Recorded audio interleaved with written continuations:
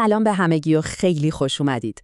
امروز میخوایم یه ایده واقعاً انقلابی رو با هم بررسی کنیم. اینکه چطور یه نفر فقط با استفاده از چند تا ابزار هوشمند میتونه یه امپراتوری تجاری برای خودش بسازه. به نظرتون واقعاً میشه یه شرکت کامل رو تنهایی اداره کرد؟ خب بیایید با هم ببینیم. یه لحظه به این جمله فکر کنید. چیزی که تا چند سال پیش فقط تو فیلم‌های علمی تخیلی می‌دیدیم، الان داره به یه واقعیت نزدیک تبدیل میشه. هوش مصنوعی فقط یه ابزار جدید و باحال نیست، اومده که کلاً قوانین بازی رو از اول بنویسه. بیایید 2 تا راه رو برای رشد با هم مقایسه کنیم. قبلاً برای بزرگ شدن باید آدم استخدام می‌کردید که خب یعنی هزینه بیشتر، مدیریت پیچیده‌تر و کلی دردسر. اما الان یه راه کاملاً جدید وجود داره.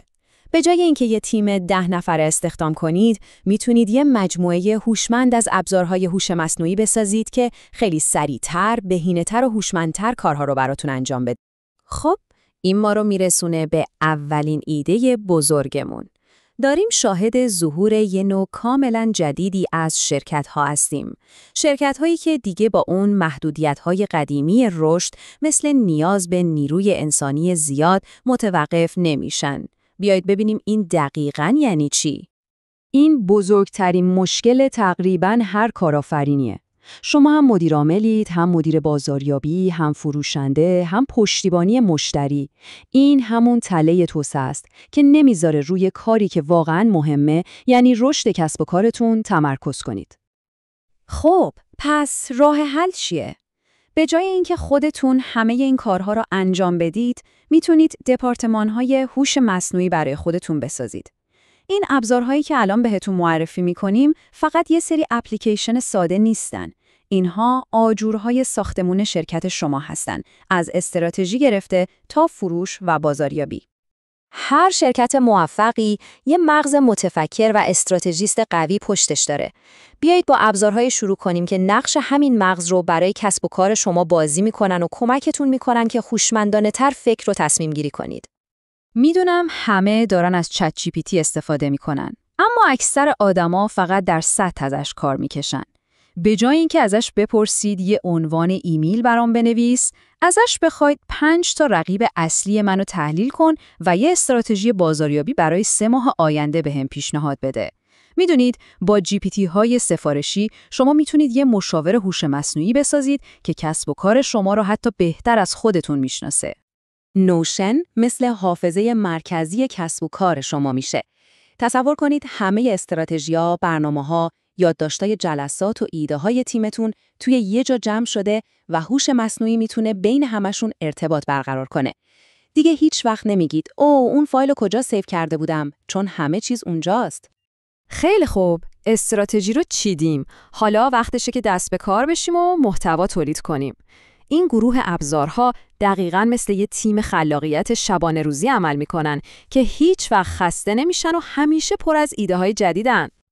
به جای اینکه هفته‌ها منتظر یه طراح گرافیک بمونید تا یه طرح بهتون بده، با میدجرنی میتونید توی چند دقیقه 10 ایده بصری مختلف رو امتحان کنید. واقعاً انگار یه آژانس تبلیغاتی کامل رو در اختیار خودتون دارید. اونم 24 ساعته. این ترکیب واقعاً یه تغییر دهنده بازیه. با ایلان لبز صدای خودتون رو شبیه سازی می‌کنید و با هجن یه آواتار دیجیتال از خودتون می‌سازید. حالا چی میشه؟ میتونید بدون اینکه حتی یه بار جلوی دوربین برید، ویدیوهای آموزشی یا پیام‌های شخصی سازی شده برای مشتریاتون بسازید. حتی به زبان‌های دیگه. فوق‌العاده است نه؟ هر کی ویدیو ادیت کرده میدونه که چقدر میتونه کار خسته کننده و زمان بری باشه. اما دیسکریپت این کارو مثل آب خوردن کرده. ویرایش ویدیو میشه مثل ویرایش یه فایل ورد. میخواید یه جمله رو حذف کنید، کافیه متنش رو پاک کنید. این ابزار به راحتی میتونه ساعتها در هفته وقت شما رو آزاد کنه.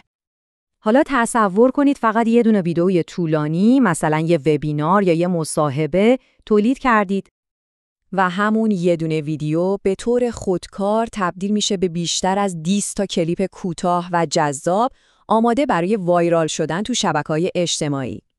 این یعنی قدرت تکثیر محتوا در مقیاسی که قبلاً ممکن نبود. این جادوی واقعی رو اوپوس کلیپ انجام میده.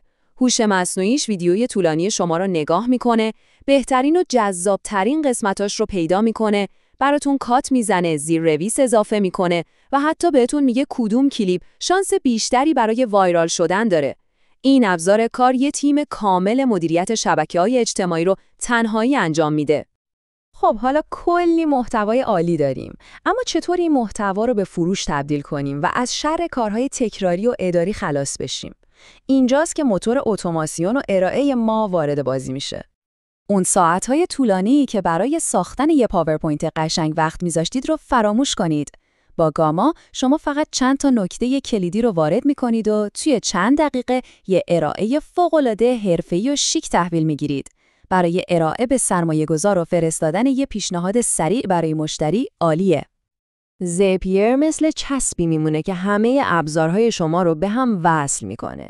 تصور کنید وقتی یه مشتری جدید تو سایتتون ثبت میکنه، زپیر به طور خودکار یه ایمیل خوشامدگویی براش میفرسته، یه وظیفه تو لیست کاراتون ایجاد میکنه و حتی یه پیام تو اسلک برای تیمتون میفرسته.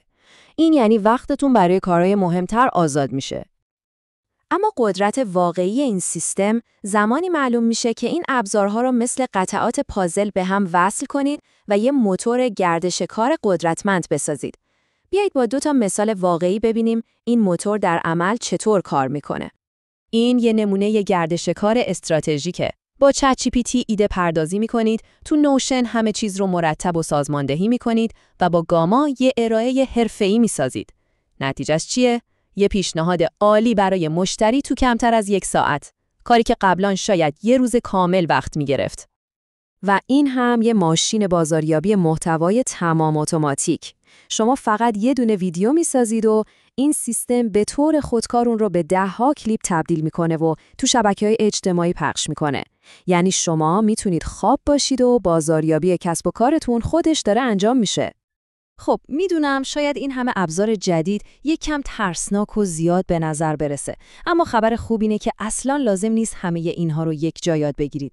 فقط کافیه با یه ابزار شروع کنید. ابزاری که همین الان بزرگترین مشکل شما رو حل میکنه.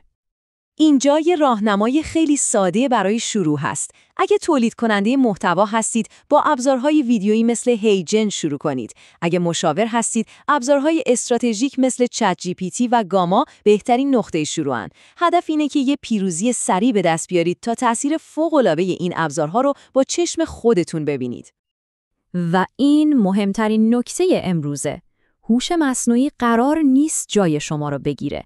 قراره اون کارهای تکراری و خسته کننده‌ای که جلوی رشد شما رو گرفتن از سر راهتون برداره. با این ابزارها شما قدرتمندتر از همیشه میشید. حالا سوال اصلی اینه: شما با این قدرت جدید چه چیزی میخواید بسازید؟